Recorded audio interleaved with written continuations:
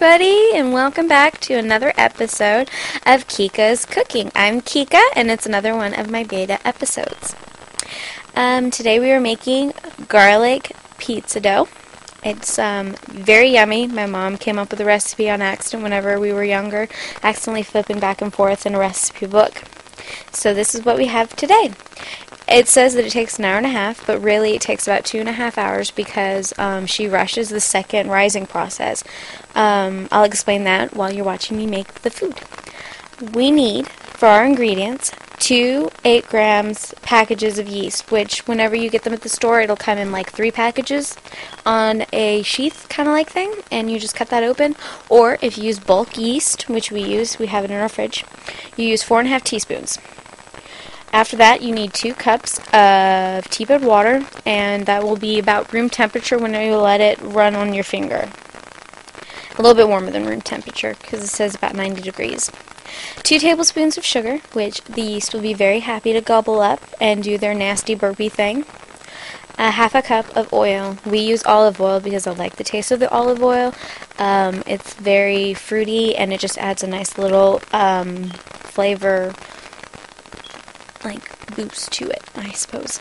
1 teaspoon of salt. Now, if you're watching your sodium, you can reduce that down to about 1/2 teaspoon of salt, and it won't make that big of a difference. Plus, you won't feel as bad for the sodium.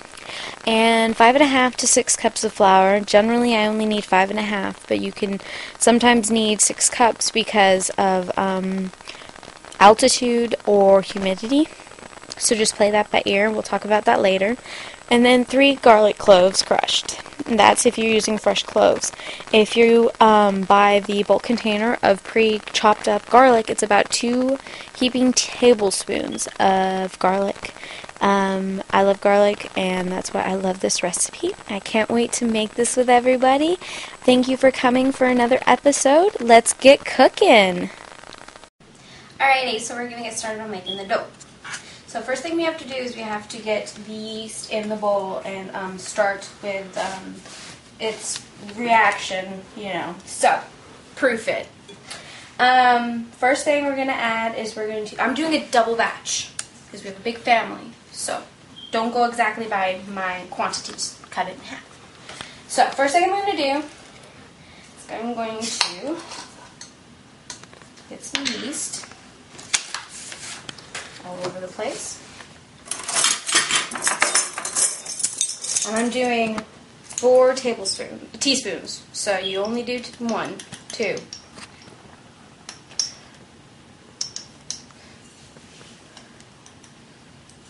2, 3, and 4. So what I have right here is 4 cups of tepid water, which is basically a little bit warmer than room temperature. We're going to add it to our yeast because the warm water helps, wake up the bacteria that is the yeast.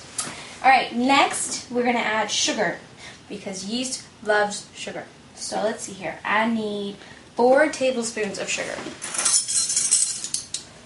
This recipe is a really great recipe. My mom made it whenever we were babies pretty much, and she made it on accident because she was flipping from page to page on a recipe book, not keeping track of what recipe she was on, so she ended up making this hybrid, which is yummy garlic pizza dough.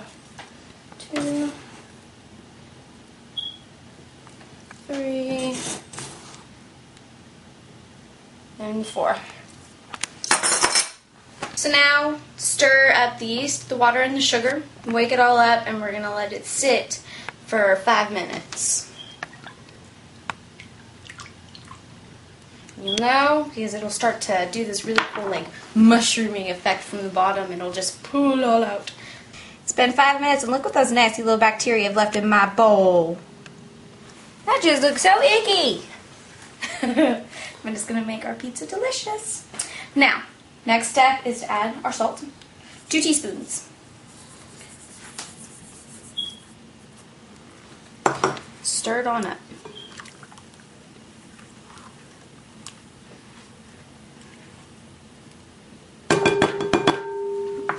Okay. After that, we are going to add our oil. And we need a cup of oil. I'm using extra virgin olive oil.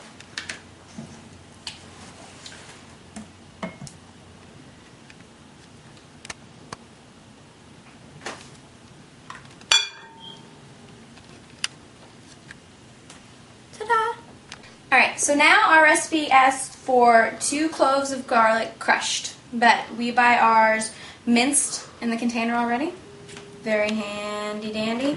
So I'm going to do 4 heaping tablespoons. My favorite part about this crust is that it's nice and garlicky.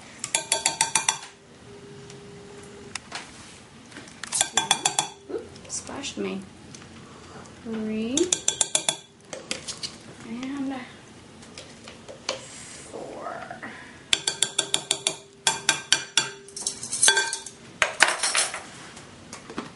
Alright, so I've already measured out my 6 cups of flour. It's a lot of flour, but remember it's doubled. I'm going to quick stir this delicious, nasty mess. Get that garlic infused and get that salt mixed into it nice and well. See, it's all foamy. That's why it's good for beer.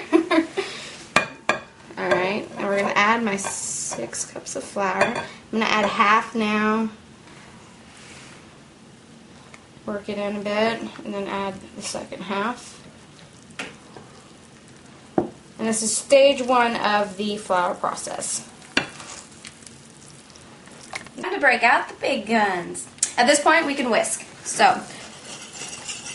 got that first half, as I said, nice and incorporated. And we're going to work in the rest of that flour.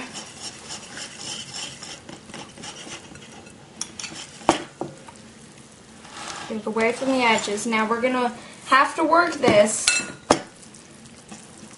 for about 10 minutes. So I'll show you what I got after that.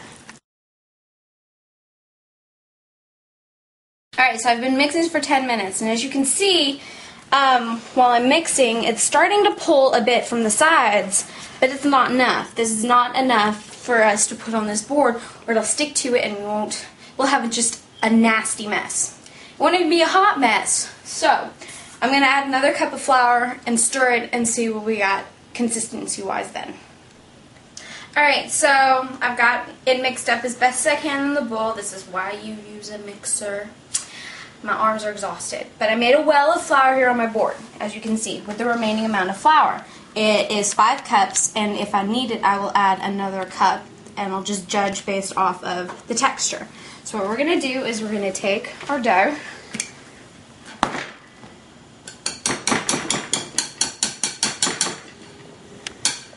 see how sticky it is? That's very good. It also means it's going to be very messy, and it's going to stick to your hands like crazy. And we're going to get it out into the well that it is overflowing. And that is awesome. Awesome, awesome.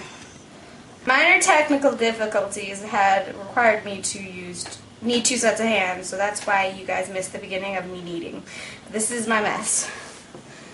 My board is floured, my dough is here, and I've worked in probably about 4 cups of the 5 cups of flour already. You're supposed to spray and flour your hands before you do this, but I had to rush because I had a volcano of dough coming off of my board. This is my dough, and it's actually getting a really nice soft texture, which is making me happy. So we need to knead it in and work in that flour. There's a fold and push technique that you do, and then you have to turn it, fold and push, and just keep it working. And slowly you can work in the rest of that flour, unless as you're working with it, it seems like the dough is at a good texture with which you don't need to add more of the flour. And this is, at this point, is a by your judgment, depending on how long it's going to take for the dough to be ready. It'll be much easier for y'all because most likely y'all are going to be doing a double batch like I was silly enough to decide to do for the first time by hand on camera.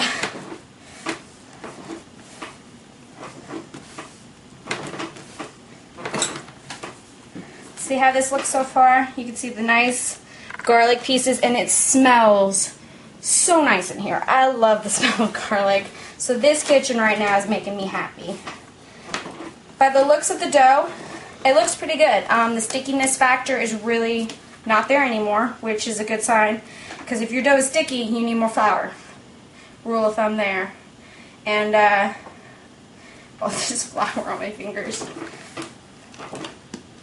I think I'm going to start letting my, after a few more kneads, I'm going to start letting my flour sit. And what you're going to do is you have to let your flour rise for about, I'd say, an hour. Let's see what my mama's recipe says. It says just to allow it to rise. So what I'd say is you put this beautiful glob of dough either in your mixing bowl, leave it in there, and cover it with a towel, a wet towel. Or leave it on your board with a wet towel on top of it, or in just a random mixing bowl. The moisture helps from the towel helps keep the dough from drying out, and the rising process needs to happen twice. You let it rise for an hour, you punch it down, and then you let it rise for another hour, and then punch it down last time, and then you have your pizza dough ready.